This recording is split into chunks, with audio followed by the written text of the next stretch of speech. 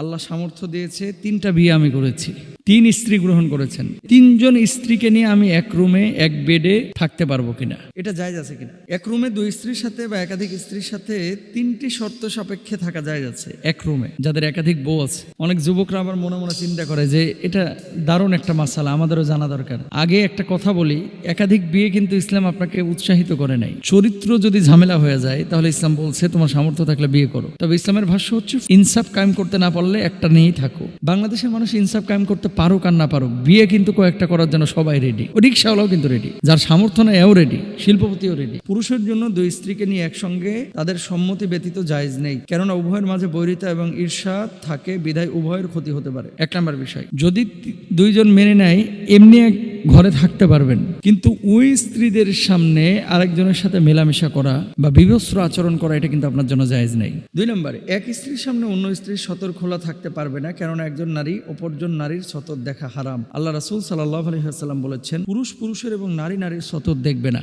এটা মেয়েদের মধ্যে বেশি সমস্যা। ছেলেরা লজ্জাস্থান খুলতে আরেকজন ছেলের সামনে, মেসে থাকে না বিশ্ববিদ্যালয়ের হলে টলে, লুঙ্গি পরলেও বাথরুমে যায় একটু চেঞ্জ করে, বা শর্ট প্যান্ট পরলেও একটু আড়ালে যায় পরে। আর মেয়েরা দেখবেন যে মেয়ের সামনে ওড়না ছাড়া বসে থাকে, এটা হারাম। আরেকজন মেয়ের সামনে ওড়না ছাড়া আপনি কেন বসে থাকেন? অন্তর্বাস পড়তেছে, আরেকজনের সামনে জামা খুলে ফেলায়। খবরদার কোনো নারী নারীর সামনে পোশাক খুলবেন না, এটা আপনার জন্য জায়েজ নাই। একজন নারী, এই যে শীতকাল চলতেছে এখন, ছেলেরা এক কম্বলের নিচে ঘুমানো নিষিদ্ধ, জানেন এটা আপনারা? হাদিস।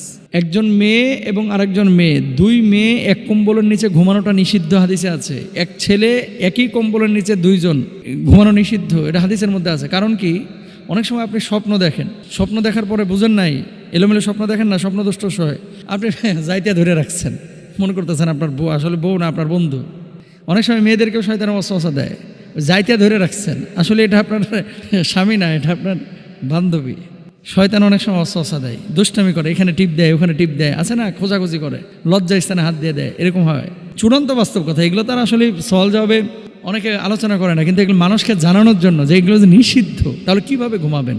দেখেন, এক বিছানায় এক খাটে 2 জন নারী ঘুমাইতে পারে, কোনো সমস্যা নাই। কম্বল হবে আলাদা, মাঝখানে ব্যারিকেড থাকবে, যাতে করে একটা আরেকটার সাথে একেবারে কোলবালিশের মতো যাইতে ধরে না ঘুমায় থাকে। ঠিক ছেলেদের ক্ষেত্রেও এরকম, আলাদা মাঝখানে ব্যারিকেড দিবেন এবং এক কম্বলের নিচে ঘুমাবেন না। তবে হ্যাঁ, এমন বুড়া থুরা দাদার পাশে ঘুমাইছেন, দাদা একেবারে মনে করেন মানে জিন্দা লাশ, দাঁত দুধ পড়ে গেছে, দাদার উপরে পা দিলেই কি আর কোলবালিশ দিলেই কি, এখন দাদার পাশে বসেছেন, শুয়েছেন, কোনো সমস্যা নেই।